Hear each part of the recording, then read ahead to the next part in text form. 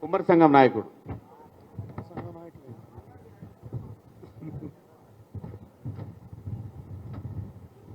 జై పూలే, జై పూలే, జై కవితక్క. ప్రతి ఒక్కరూ ఈ స్టేజ్ను అలంకరించిన పెద్దలందరికీ, మరి నా బీసీ బంధువుల మిత్రులందరికీ ఉద్యమ స్ఫూర్తి వందనాలు. ప్రతి ఒక్కరూ ఇప్పటి వరకు బీసీల గురించి, పూలే గురించి, పూలే సామాజిక స్పృహ గురించి, పూలే సామాజిక న్యాయం కోసము పునర్జీవమ పితామహుడు మొట్టమొదటిసారిగా భారతదేశము స్త్రీల గురించి, ఎడ్యుకేషన్ గురించి, విద్య గురించి, రిజర్వేషన్ల గురించి పోరాడినటువంటి మొట్టమొదటి వ్యక్తి పూలే. ఆ పూలే స్ఫూర్తితోటి ఈరోజు అంబేద్కర్ బహుజనుల కోసము పోరాడినటువంటి వ్యక్తి. అలాంటి వ్యక్తే నా గురువని చెప్పుకున్నటువంటి డాక్టర్ బిఆర్ అంబేద్కర్ గారు. అయితే ఇప్పటి వరకు పూలే చరిత్ర కానీ, బీసీల గురించి కానీ ప్రతి ఒక్కరు వివరంగా చెప్పారు. నేను రెండే విషయాలు నేను మీ ముందర ఉంచదలుచుకున్నాను. ఇప్పటి వరకు మన తెలంగాణ రాష్ట్రంలో సీఎం కేసీఆర్ అనుకుంటారు తప్ప ఇంకో వ్యక్తి ముఖ్యమంత్రి అనుకోవట్లేరు. ఇది నడుస్తున్న సత్యం.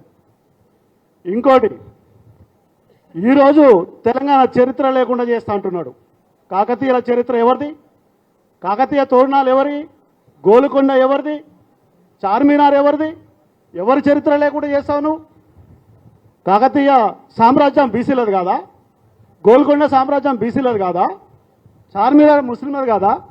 నువ్వు ఏ లెక్క అంటున్నావు? ఎవరి చరిత్ర తీసేస్తున్నావు? నువ్వు గిట్లా ఇలాంటి చరిత్ర లేకుండా చేస్తే చరిత్ర నువ్వు మిగలకుండా పోతావు. నీ గురువు గారు కూడా చరిత్ర తీసేసిండు, ఆయన కూడా లేకుండా పోయిండు తెలంగాణ నుంచి, నువ్వు కూడా లేకుండా పోతావు.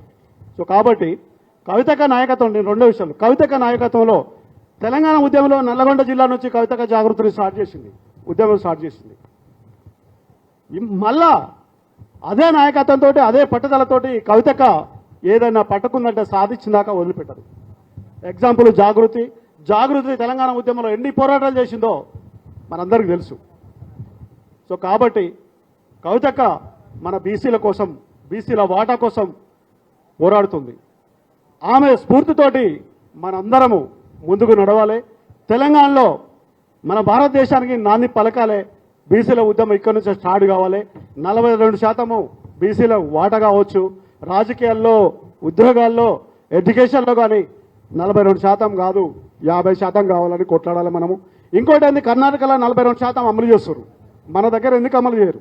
కాబట్టి ఖచ్చితంగా మన తెలంగాణ కూడా అమలు చేయాలని చెప్పి మనమందరము బీసీలో ప్రతి బీసీ కులము, ప్రతి వెనుకబడ్డ కులం కావచ్చు, ప్రతి బీసీలు కూడా మనం ఈ ఉద్యమంలో భాగస్వాములై కవితకు కానీ మనకు మనం పనిచేసుకుంటున్నాము, మనకు సాధించుకుంటున్నాము, మన హక్కులను మనం సాధించుకున్నాం అనే ఉద్దేశంతో మనం పోరాటం చేయాలని చెప్పి ప్రతి ఒక్కరికి పేరు పేరున ఈ ఇందులో భాగస్వామ్యం అయిన వాళ్ళకి ప్రతి ఒక్కరికి కూడా కృతజ్ఞత తెలియజేస్తూ, జై కవితక్క.